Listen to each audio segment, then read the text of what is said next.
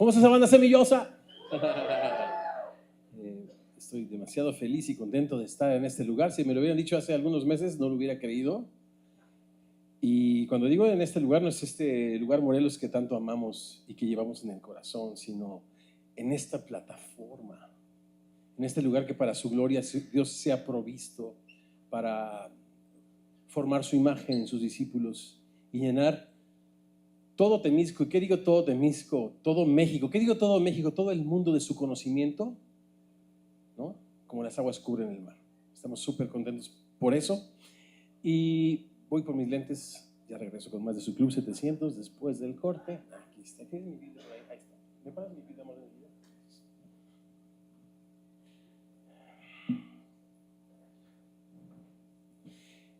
Llegamos ayer, más o menos por ahí de las, no sé qué hora era cuando llegamos, pero una pareja de discípulos semillosos de acá de Temisco nos recogió y platicamos de todo, ¿no? La pasamos súper bien, comimos yucateco y no, hombre, salimos cantando bombas. Estuvo increíble. Llegamos acá un poquito ya de noche, pero durante la carretera, conociéndonos, yo podía notar en ellos este ADN al que hace referencia mi hermano Heriberto. El ADN de no solo hacer discípulos, sino ser discípulos, porque discipulado no es lo que hacemos, lo que somos, ¿no? Y tú lo notas en su manera de hablar, en su manera de vivir. Y entonces platicábamos de estos módulos que hace bastantes años, y si hablamos de años, Beto, creo que ahí también andamos igual, son años. Muchos años se hicieron estos módulos muy útiles, y yo les llamé, y Beto me dio permiso de hacerlo así, el caballito de batalla. Han sido estas herramientas que nos llevan a considerar el mensaje de Dios de una manera tan real, con la que Dios ha hecho muchas cosas lindas. Y yo le decía a esta pareja y le preguntaba, a Nayeli, no quería balconearla, pero es Nayeli. Y le decía a Nayeli, hey, ¿cuál es el módulo así que más te ha retado, ¿no? Y yo dentro de mí dije, pues me va a decir finanzas sanas, ¿no? o edificando un hogar feliz. No, me dice, el primer módulo, el de aprendiendo a ser un discípulo. Dice, cuando me topé con esta bendición en el capítulo 13 de Mateo, acerca de las bienaventuranzas y aprender a escuchar la palabra de Dios, me di cuenta que dentro de mí había una pequeña farisea, y empezó a platicar su historia, pero me decía, llegó un momento que yo no podía resolverlo, meditarlo, reflexionarlo sin llorar. Dice, todo ese módulo lo hice con lágrimas, y entraba mi esposo y me decía, ¿por qué lloras? Y día santo es al Señor, ¿verdad? ¿Se acuerdan de ese momento de gran avivamiento en el capítulo 8 del libro de Nehemías, cuando la palabra de Dios es expuesta? Y sucede este avivamiento que en 100 años, ¿no?, se había desatendido, y por eso el pueblo de Dios fue llevado al cautiverio, y finalmente se expuesta la palabra de Dios, y el pueblo expuesto a su mensaje, y no paraban de llorar. ¡Hey! Les dice Nehemías, no lloren, este es un día santo a Dios, ¿no? Porque el gozo de Dios es nuestra fortaleza. Y el gozo de Dios es que seamos expuestos a tu palabra, que escuchemos su palabra con atención, que seamos lo suficientemente humildes para enternecer nuestro corazón con ella y ponerla por obra, ¿no? Y todo comienza con este quebranto y este dolor, ¿no?, que uno siente al ser expuesto a su verdad. Y yo dije, wow, esto está increíble. Y me recordó que hace 2 semanas Gavita y yo fuimos invitados a la ciudad de Tampa, Florida. Ya somos muy interranchonales, nos disculpan por favor. A una conferencia de pastores que se llama El Elefante en la Sala. Y el elefante en la sala en la cultura americana es este problema que está a la vista de todos, como si estuviese un elefante que no deja que la sala sea ocupada, que sea hecha para lo que fue hecha, ¿no?, pero que nadie quiere decir, ¿no? El discipulado. Entonces es interesante porque el discipulado fue el tema de ese gran elefante en la sala que todo el mundo ve, pero que nadie quiere decir. Porque yo recuerdo Cuando hacíamos David y yo nuestros pininos como pastores, plantadores de la primera iglesia de Semilla de Mostaza en la Ciudad de México, nos reunimos con un hermano que ya tenía años en el ministerio, a quien admirábamos y seguimos queriendo mucho, mi hermano y yo. Y yo le preguntaba, pero danos un método, danos una fórmula, danos un libro, porque sabíamos por la Biblia, por lo que leíamos y lo que escuchábamos, que el quehacer de la iglesia es hacer discípulos. Pero ¿cómo se hacen? ¿No? Y entonces él me decía esto, es que un discípulo imparte la vida de Cristo, que le es impartida a través de su comunión con Dios, a través de su palabra, ¿no? Discipulado es vida. Sí, pero ¿cómo se le hace? ¿De dónde se le agarra? ¿Cómo se comienza? ¿No? Y yo fui invitado con Gaby a tres conferencias de El Elefante en la Sala, con el tema del discipulado, a diferentes ciudades. Pero finalmente, Dios me permitió decir lo que yo veo en la palabra de Dios de una manera muy sencilla, ¿no? Y esto es simplemente para animarles en esto que hemos juntos emprendido, el responder a su llamado, ¿no? Porque el discipulado es una respuesta. Es precioso esto, porque en los primeros capítulos del Evangelio de Mateo, en el capítulo 4, es donde el Señor llama a sus discípulos para que le sigan, y al final del capítulo 4 el Señor recibe a todos los que vienen a Él, sana a todos los que tienen diversas dolencias, diversas enfermedades. Absolutamente todos en Galilea fueron bienvenidos y tocados con el poder y la misericordia de nuestro Dios, con la gracia y la verdad de Jesucristo. Y versículo siguiente, viniendo a Él, subiendo al monte, vinieron a Él sus discípulos, ¿no? Viniendo a la multitud, subió al monte, ¿no? Y acercándose a Él sus discípulos, abrió su boca y les enseñaba diciendo. Y entonces comienza ahí este proceso de entrenamiento que no es sino una respuesta a la gracia de Dios, porque el que inicia es Dios y el que responde es el hombre. No es tan sencillo, o sea, discipulado no es un currículum, pero me topé repito, con un texto, 8 versículos, que no es sino el epílogo del tercer de 5 sermones que Jesús comparte en Mateo, y Mateo usa estos 5 sermones para poner el andamiaje literario del precioso evangelio de Mateo, y el sermón número 3 es el famoso sermón de las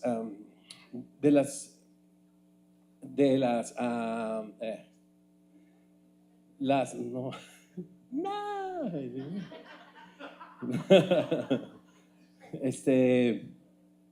Cuando haces de memoria, las parábolas del reino, donde mi hermano fundamentó los principios de los módulos, o particularmente del módulo primero de aprendiendo a ser un discípulo. Entonces yo quiero retomar eso y reforzar eso, porque es una bendición en Familia Semilla el discipulado. Es un ejemplo lo que son antes de lo que hacen. Primero somos y después hacemos, no a la inversa. La religión te exige ser para después ser, hacer y después ser. Pero en el discipulado es a la inversa, primero eres y después haces.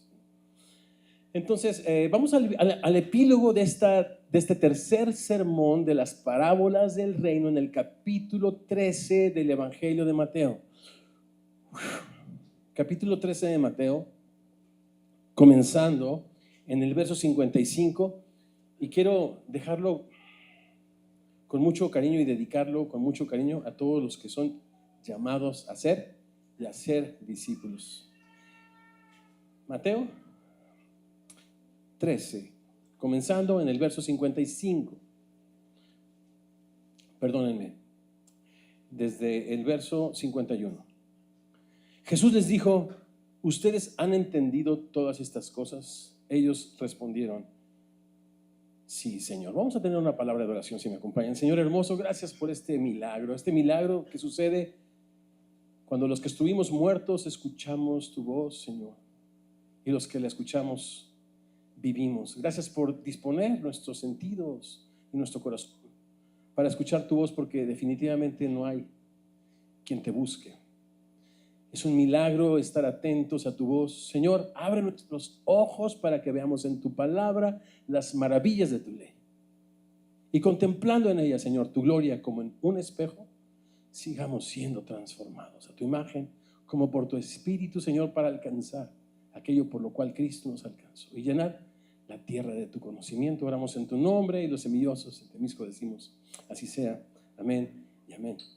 Y tengo 4 reflexiones bien sencillas en este epílogo al que yo he titulado Jesús y su enseñanza. Y el primero es la tarea.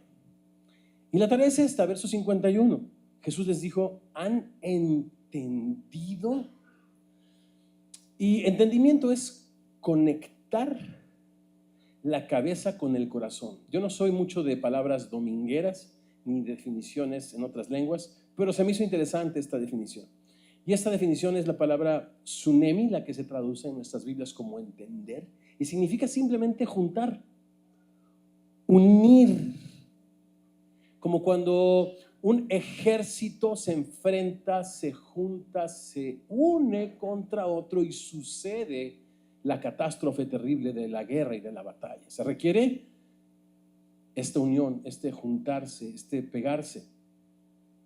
Lo mismo sucede con el discipulado. La meta es el entendimiento. ¿Pero juntar qué? Pues la teoría con la práctica, la emoción con la devoción o acción, si tú quieres, la fe con las obras.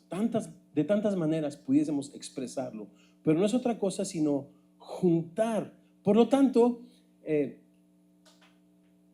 discipulado es todo menos adoctrinamiento. Si tú sientes que tu tarea es adoctrinar a alguien, vas mal, porque Jesús, su meta es que la gente entendamos, y entender significa conectar la teoría con la práctica. Solo teoría, una mesa de información, no es discipulado. Discipulado es transformación, y esto sucede cuando conectas la teoría con la práctica, la emoción con la devoción, la fe con las obras, ¿no? Entonces, esto es importante.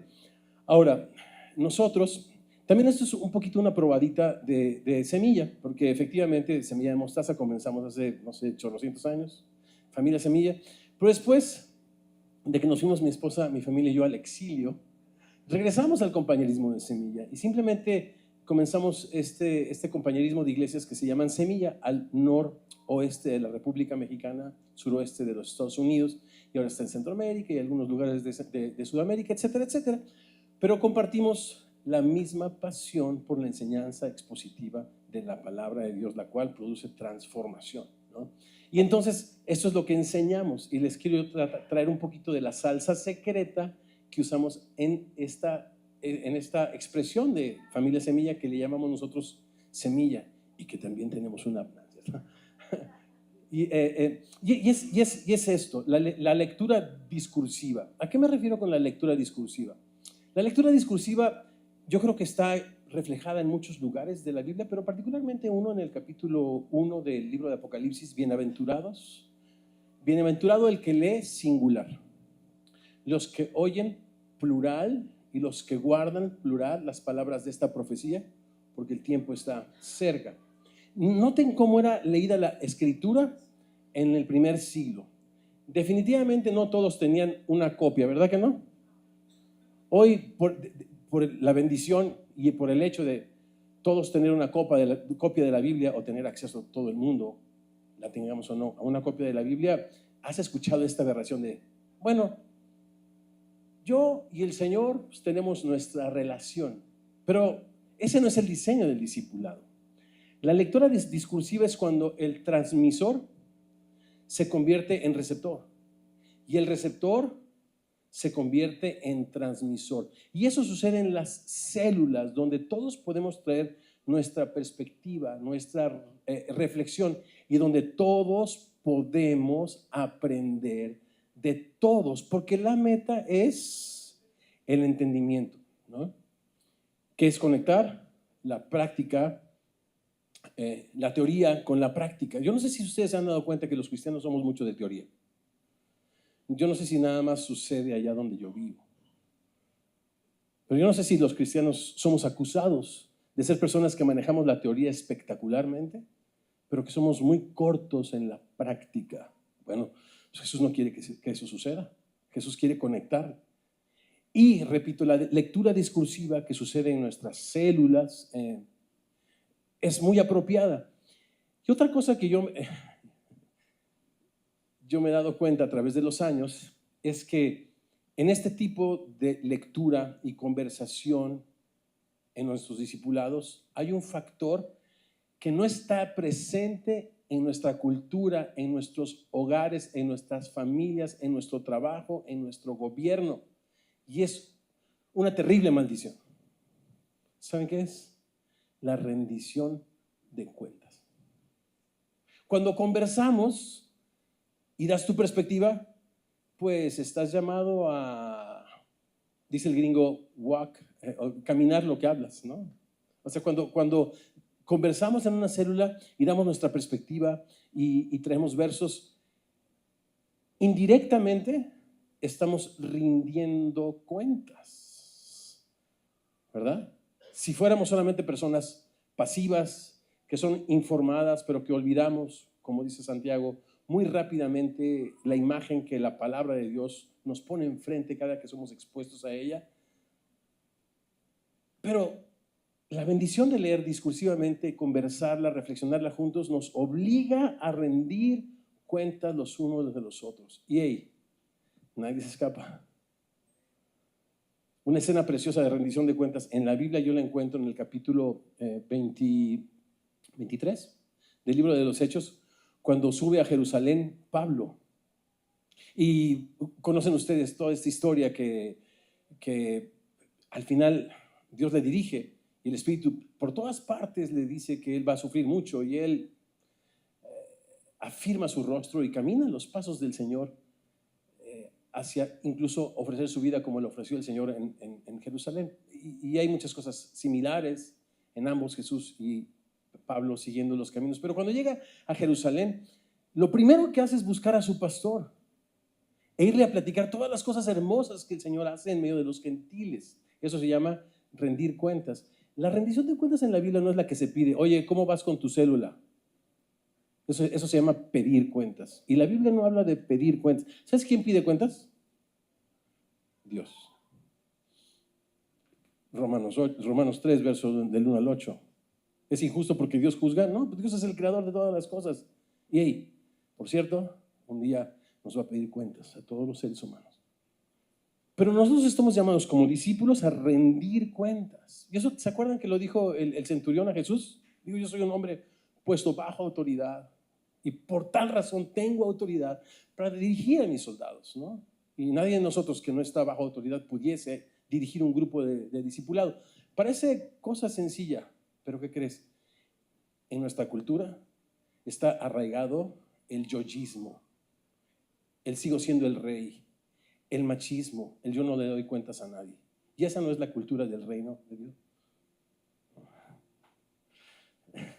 Digo, si estamos hablando de discipulado, porque discipulado no es un currículum. Todo el mundo puede tener acceso a un currículum. No necesitas ni siquiera una comunidad, pero para vivir en la luz necesitas rendir cuentas. Y para rendir cuentas necesitas estar insertado en una comunidad.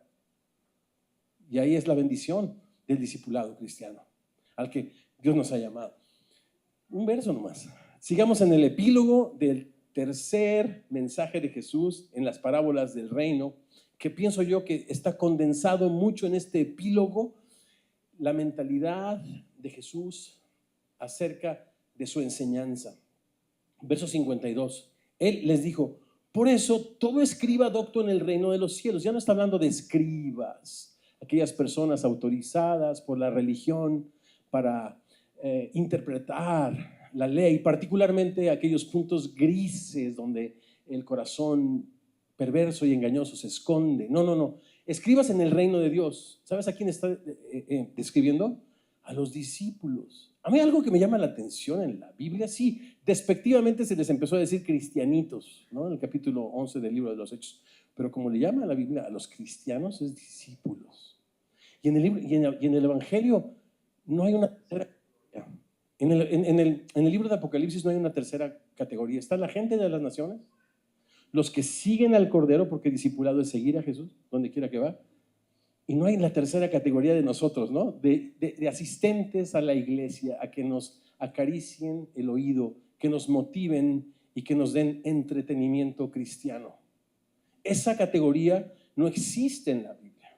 Solamente está discípulos o personas de entre las naciones. Ya me están haciendo el underscore para orar. Pero no, eso me lo dice mi subconsciente, pero no. Entonces, verso 52. Él les dijo: por eso todo escriba docto en el reino de los cielos es semejante a un padre de familia que saca de su tesoro cosas nuevas y cosas viejas. La expectativa de Jesús para sus discípulos es que aprendamos, practiquemos y enseñemos. Si no estamos participando en el proceso de discipulado, aprendiendo, practicando y enseñando, no estamos cumpliendo el ciclo del discipulado, porque la expectativa de Jesús para sus discípulos es ser escribas doctos en el reino de los cielos. Y podría decirles bastantes pasajes aquí en Mateo, pero no, es solamente dejar esta semillita.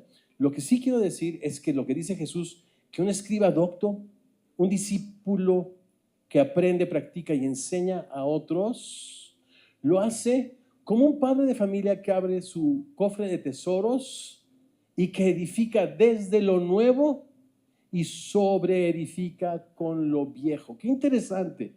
Aquí hay una parábola. Y de hecho, esta es la última parábola que Jesús da en esta serie de parábolas 8 en su tercer discurso, como parte de su epílogo. Y lo que nos dice es: saca tesoros nuevos primero para después sacar los viejos. Esto es muy, muy importante que lo consideremos. Aquí la palabra nuevo, dije que no era muy dominguero con las palabras, acá les va otra dominguera. Es la palabra neos, pero no es la palabra cronos, ¿no? Perdón, no es kainos, perdón, es la palabra kainos. No nuevo, de reciente hechura, sino kainos, renovado. Por ejemplo, el nuevo mandamiento, ¿te acuerdas? En el libro de Levítico está el mandamiento al pueblo de Israel de amar a su prójimo. ¿Lo sabías? Está interesantísimo. Y luego en el Evangelio Jesús dice: un nuevo mandamiento les doy, que se amen unos a otros, ¿no? Como yo los he amado. Y aquí es donde el Señor renueva el entendimiento, y lo que nos está diciendo es: la manera de edificar la enseñanza bíblica es desde Jesús, desde la perspectiva de Jesús. Y vamos a estudiar los mandamientos, los vamos a estudiar desde la persona de Jesús, porque dice la Biblia que a Dios nadie le conoció, unigénito Hijo del Padre, Él nos lo ha revelado, Él nos lo ha dado a conocer. Los semillosos vamos de pasta a pasta, capítulo por capítulo, género por género, libro por libro, verso por verso, no solamente verso por verso, libro por libro, género por género. Pero lo importante es edificar desde lo nuevo, y lo nuevo es Jesucristo. Si este Dios que estás leyendo en el Antiguo Testamento, en tus devocionales, no se parece a Jesucristo, ¿qué crees? Estás leyendo mal tu Biblia. Si el Dios de Apocalipsis no se parece al Jesús de los Evangelios, haz una pausa. Lee detenidamente, lee con cuidado, porque para una buena interpretación hace falta una exhaustiva observación. Observa.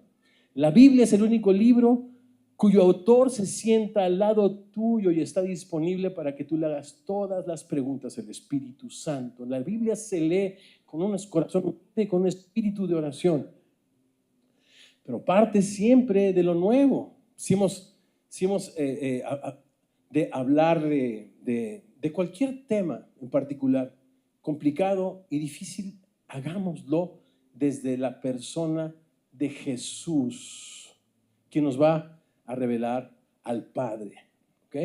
Y eso se me hace interesante. Entonces, pues el enfoque es la tarea es que conectemos la teoría con la práctica, que no aislemos la teoría. El enfoque es que nos mantengamos enfocados en Jesucristo, el autor y consumador de nuestra fe. Por ejemplo, si vamos a hablar acerca de Josué y del reposo, y hay mucha discrepancia acerca del reposo, pues Jesús es el descanso y es el reposo de nuestras obras, es lo que dice el libro de Hebreos. Y qué importante que es desde lo nuevo poder construir las verdades preciosas y eternas en el Antiguo Testamento. ¿Tiene sentido lo que estoy diciendo? Ojalá lo tenga. Dos reflexiones más. La tercera es, el discipulado es una vocación. Verso 53. Aconteció que cuando terminó Jesús estas palabras, se fue de allí, y viniendo a su tierra, les enseñaba en la sinagoga de ellos, de tal manera que se maravillaban y decían: ¿de dónde tiene esta sabiduría y estos milagros? ¿Ya se dieron cuenta cómo le llamaban a Jesús en Nazaret?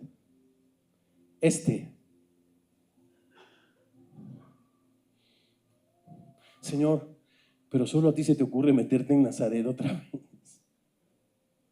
Cuando comenzaste tu ministerio, Señor, en Nazaret, que se te fue dado el rollo del profeta Isaías y que lo leíste: el Espíritu del Señor está sobre mí, por cuanto me ha ungido Dios para dar buenas nuevas a los pobres. ¿Se acuerdan? Y cuando te sentaste, Señor, y empezaste a explicarlo, y empezaste a hablarnos de estos gentiles, Señor, el siervo sirio, ¿no?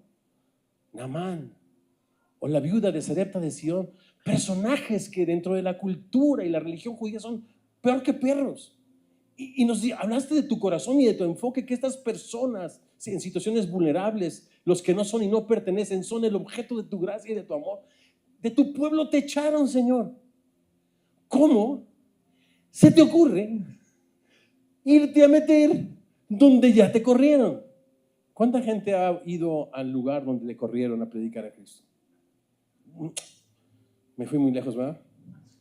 ¿A cuánta gente le han corrido por predicar a Cristo? Me fui muy lejos. ¿Cuántos predican a Cristo? ¿A cuántos los han corrido por predicar a Cristo? ¿Cuántos han regresado al lugar donde les corrían?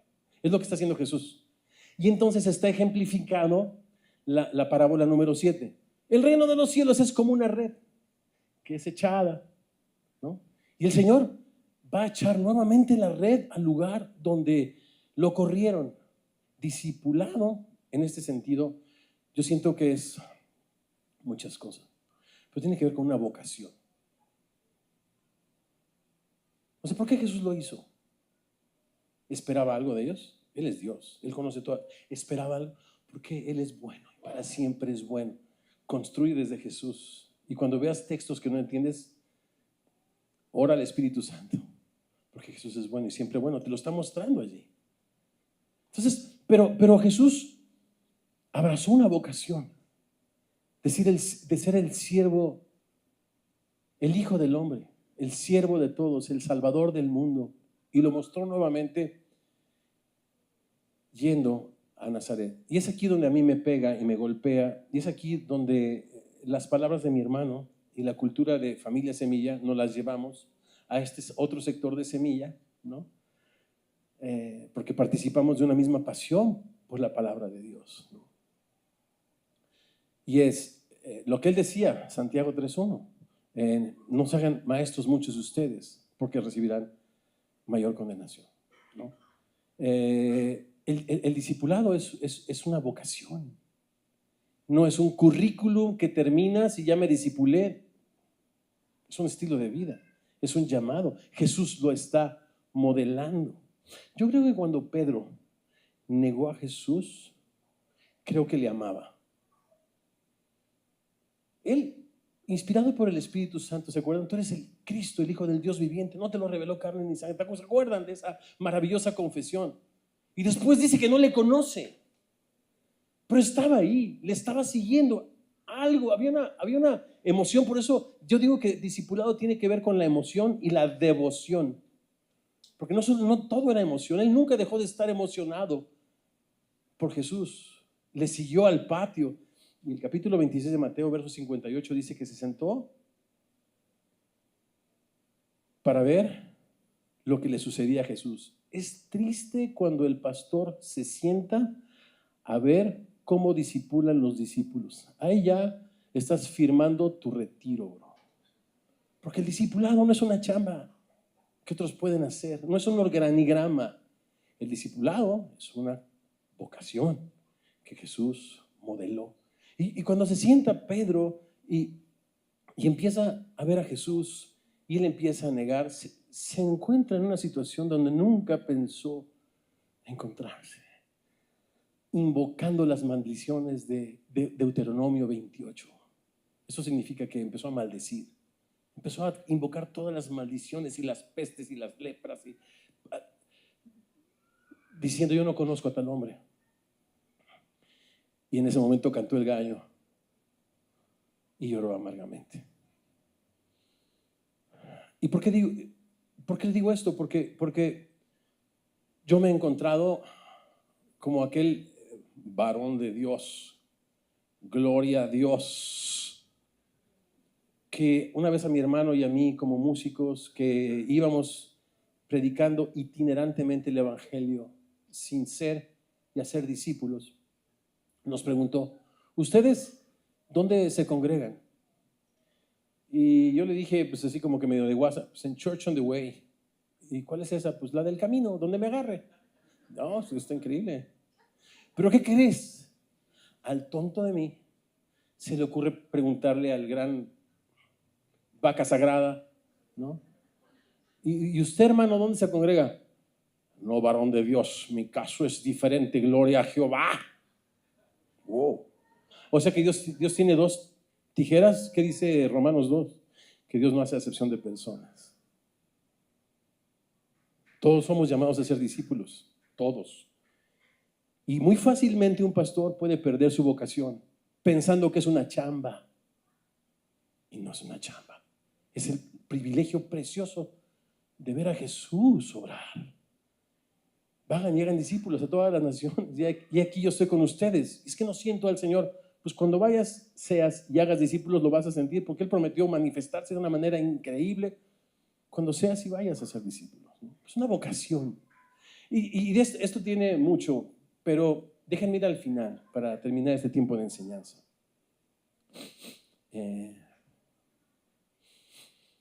La meta, el entendimiento, el enfoque, Jesús, lo nuevo, y desde Jesús empezar a construir, ¿no? Jesús no es la cereza del pastel. Jesús es la piedra angular de donde todo el edificio se sostiene. ¿Se entiende eso? Lo nuevo, Jesús. No es la cereza del pastel, bro, ¿no? Después de hablar de psicología, de humanismo, de cuanta patraña rara, ¿no? Bueno, vamos a darle gracias a Jesús. No es la cereza, bro. Es desde Jesús que Él edifica su iglesia, porque Él es el perito arquitecto y el que construye esto que le llamamos iglesia, y la Biblia le llama familia semilla, edificio, templo santo, ¿no? 55, ¿me acompañan ahí al texto? Dice así: cuando escucharon a Jesús: ¿no es este el hijo del carpintero? ¿No se llama su madre María y sus hermanos Jacobo, José, Simón y Judas? ¿No están todos sus hermanos con nosotros? ¿De dónde pues tiene él todas estas cosas? Y se escandalizaban, esto es, no querían creer en él, o le hicieron a Jesús responsable por no creer en él. Pero Jesús les dijo: no hay profeta sin honra, sino en su propia tierra y en su casa. Y aquí hago un paréntesis: y cómo me ha inspirado la historia de estos dos valientes que tengo aquí, que en la pandemia se atrevieron a predicar a Cristo, no asumir que no había interés en sus vecinos, no menospreciar el interés de sus vecinos, y les compartieron a Cristo y los ganaron a todos. Qué increíble es esa historia, ¿no? Y yo lo veo acá. No hay profeta sin honra, sino en su propia tierra y en su propia privada. No hizo así, y no hizo ahí el Señor muchos milagros a causa de la incredulidad. Y yo quiero lamentar en este momento cómo en la pseudoteología bíblica, el pseudo conocimiento, les ha robado a los profesionales del evangelio y a los erudititititos la posibilidad de ser transformados a la imagen de Jesucristo por el error. Y con lo que quiero acabar es con el error. Revisamos, la meta es la transformación que se da por el entendimiento, el enfoque Jesús. En tercer lugar, nuestra vocación es ser discípulos. No solamente es lo que hacemos, es lo que somos primeramente. Y finalmente, el error. ¿Cuál es el error? La falsa familiaridad. Yo les platicaba y ya la balconeé, pues la vuelvo a balconear Nayeli. Ella me decía de esta falsa familiaridad, las parábolas. ¿Qué niño que ha nacido en un hogar cristiano no las ha escuchado de 20,000 maneras? Ella tenía una falsa familiaridad. Pensaba conocer un Dios al que no conocía. Y creo yo que la falsa familiaridad a nosotros nos roba, repito, la capacidad de ser transformados. Hay una historia que a mí me toca mucho el corazón. En la primera iglesia presbiteriana de Cuernavaca, que está en la calle de Las Palmas, la que va hacia el centro, no sé si se llama así, la avenida de Las Palmas, bueno, la que va al centro, la primera iglesia presbiteriana. Estaba allí como pastor principal un amigo mío a quien quiero muchísimo, que supo de estas reuniones semillosas de oración, donde leíamos la escritura y orábamos. Empezó a venir con nosotros y después teníamos enseñanza los miércoles y venía y estuvimos en algunos libros juntos. Y él con lágrimas en los ojos, las mismas lágrimas que me expresaban Nayeli, me decía, yo como profesional del Evangelio desarrollé una falsa familiaridad con Jesús, de tal manera que para mí preparar sermones era como leer el periódico. ¿Cómo es leer el periódico? Yo me he quedado pensando por años a qué se refería. Pero en el periódico, hoy nadie leyó el periódico, ¿verdad que no? Muy pocas gentes leyeron el periódico, porque ya sabemos qué dice. ¿No? Y el gringo, la misma cosa, ¿no? Pero así vamos a la Biblia, asumiendo que creemos saber lo que dice, con una falsa familiaridad, repito, que nos roba la capacidad y la oportunidad de ser transformados. ¿Cómo podemos combatir esa falsa familiaridad? Pues escuchar atentamente, diariamente, dedicadamente y sobre todo obedientemente la voz de nuestro Salvador y Señor, porque sus ovejas, bueno, pues escuchan su voz y le siguen. Ese es un grave error. Y yo quisiera preguntar, sí, otra historia antes de invitarlos a considerar estos puntos en oración. Cuando nos fuimos de Cuernavaca a la ciudad de Chicago y fuimos arrojados a la ciudad de Chicago por el Espíritu Santo, que fue una cosa muy terrible, que cuando llegamos allá es como si nos hubieran cortado las piernas, nuestros amigos, nuestros compañeros de milicia, nuestra familia, todo quedó acá. Fueron años complicados, ¿no?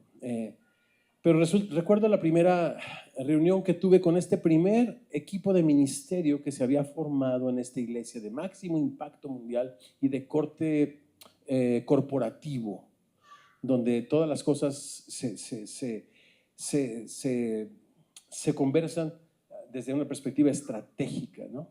Etcétera, etcétera. Entonces está este doctor en teología, graduado de la Universidad Trinity, de allá de Chicago. Está otra persona que es maestro en psicología y que tiene también esta escuela de consejería, etcétera, etcétera. Un activista también, otro con maestría en no sé qué. Bueno, era la crema innata, todos latinos, ¿no? Y me estaban esperando. Y yo llegué, ¿no? Yo llegué y entre 100 candidatos fui el menos calificado desde mi punto de vista. Cuando me dieron la hoja, del lado izquierdo venían todas las calificaciones obligatorias y del lado derecho las deseadas. Y entre las obligatorias había como 2 o 3 maestrías. Pero entre las deseadas, bueno, y si tiene un doctorado en artes en Harvard, no nos vamos a enojar. ¿De quién están hablando? Y no encontraron a alguien que llenara menos de esas casillas que su servidor para que el Señor mostrase en mí su clemencia y a través de mí incompetente completamente su gracia, ¿no? Y entonces yo llegué allí y esta gente estaba, porque estas gentes también habían sido candidatos y a quien le ofrecieron la posición fue a mí. Y yo me senté y me dijeron, ¿de qué se va a tratar los próximos 6 meses? Se va a tratar de escuchar la voz de Dios en el libro de Nehemías, este libro precioso donde hay una inflexión en la historia de Israel y donde sucede un avivamiento producto de la lectura, del entendimiento, de la reflexión de la acción, de todas estas cosas que estamos viendo, de la palabra de Dios. Y empezamos a leer Nehemías y no pasó ni 15 minutos cuando el doctor en ciencias, ¿no?, me dice, Héctor, ¿podemos pedirte algo? Tenemos el tiempo limitado, la ciudad de Chicago es muy extensa, venimos de lugares muy lejos, todos aquí somos voluntarios, ¿no? Una serie de credenciales, pero la principal, el discípulo, no estaba, bro. Es inútil, ¿verdad? Es como perseguir al viento, querer hacer ministerio con personas profesionales y no discípulos. Es como recoger en sacos rotos todo tu esfuerzo, el esfuerzo de tu trabajo. Digo, ahora lo veo así. Y me dicen, pastor, hablemos de negocios. Allá hablar de negocios no es hablar de dinero, sino hablemos a lo que venimos, ¿no? Hablemos de la iglesia. Pero ¿cómo podemos hablar de la iglesia si el corazón de Jesús es abrazar su vocación e invitarnos a abrazar la nuestra? Que es no hacer, sino ser discípulos primero. Discípulos que conocen la tarea, y la tarea no es teoría solamente. Que conocen el enfoque, es Jesús.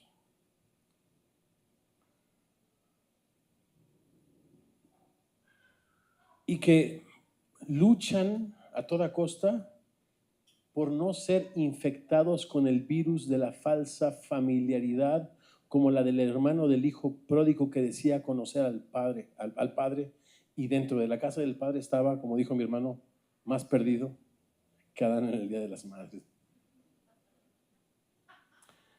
¿Oramos? Señor hermoso, te damos tantas gracias por tu gracia, misericordia y amor. Tú tienes un llamado para todos y cada uno de nosotros a conocerte. Antes de ser entrenados, antes de ser enviados, Señor, queremos conocer lo dulce de tu gracia, lo poderoso de tu amor, Señor, que es capaz de librar las cadenas del autoengaño, del pecado y de la muerte. Señor, venimos con humildad, como te vemos, vivir tu vida, abrazar tu vocación de hijo de hombre, Señor, que fue a la cruz a dar su vida en rescate por todos nosotros.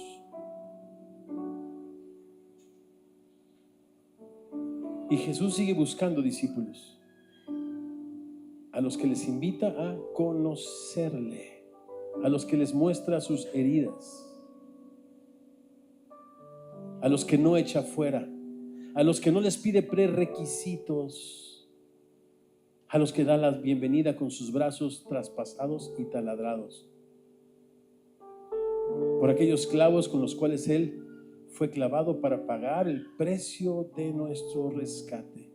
Quizá has sido un cristiano casual, un cristiano ocasional, pero tú pudieras convertirte en un discípulo que conoce de una manera personal a Jesús. Por supuesto que no voy a hacer un llamado emocional.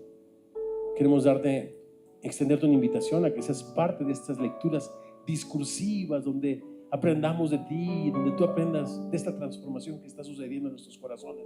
Queremos ser discípulos y hacer lo que Dios quiere que hagamos. Si no conoces a Jesús de una manera personal y lo conoces a través o del pastor o de tus padres o de los maestros o de los libros, pero no a través de su perdón, porque lo que vino Jesús fue a perdonar pecados, y si tú no has confesado tus pecados a Jesús, no le conoces, has desarrollado una falsa familiaridad con Él.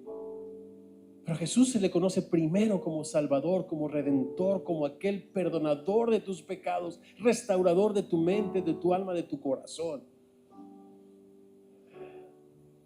Esta es una muy buena oportunidad. Pudieras ponerte de pie quizás y decirle: Señor, yo quiero ser tu discípulo. Señor, yo quiero ser tu discípulo. Ya no quiero jugar a la religión. Ya no quiero conducirme por el qué dirán, por el temor, por las ocasiones, sino por la vocación, Señor, a la que me has llamado, de seguirte y servirte con toda mi alma. Gracias, Señor hermoso. Te damos, yo mismo estoy de pie, Señor. llorando lágrimas, Señor, como las de Pedro, que abandonó su vocación, pero que hoy, Señor, con tu mirada, con la mirada en tu palabra, Señor, nos reencontramos contigo en Galilea para abrazar la vocación de seguirte, servirte y amarte con todo nuestro corazón. Perdona nuestros pecados, Señor. Ayúdanos a llorar las lágrimas de Pedro, Señor, y ser restaurados en esta posición preciosa de aprendices de tu palabra, Señor. No que llenan su mente de conocimiento y de teoría, Señor, sino que ponen por obra cada cosa que les es impartida, Señor. Perdóname por la superficialidad de mi fe. Perdóname por la ocasionalidad de mis oraciones. Señor hermoso, hoy te entrego mi vida. Determino seguirte y servirte, Señor, haciendo del discipulado cristiano la vocación más grande, Señor, a la que me has llamado. Por Jesucristo, tu Hijo. Amén. Pongámonos de pie todos y adoremos a nuestro Dios con esta canción.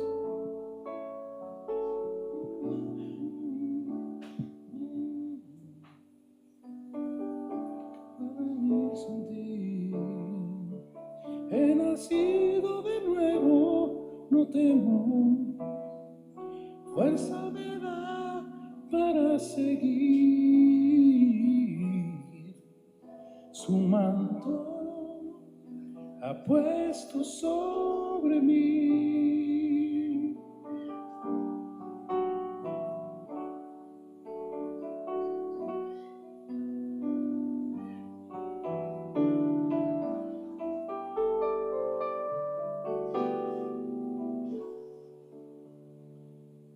Jesús nos dice: yo soy la luz, yo soy el pan de vida.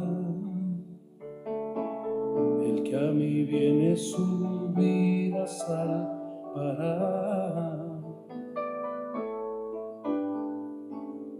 Jesucristo murió en la cruz por darnos vida eterna.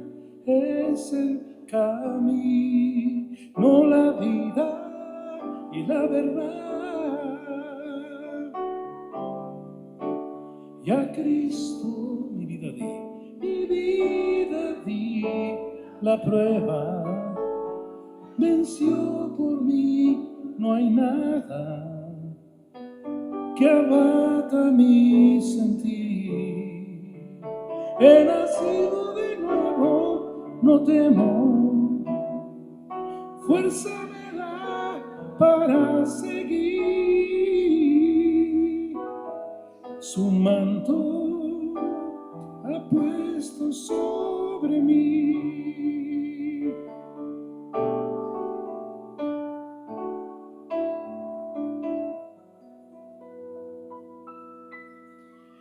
Su manto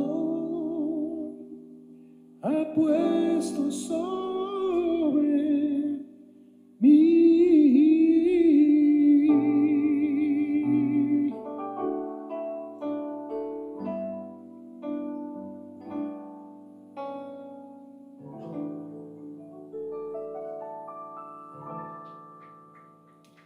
Gracias, Señor.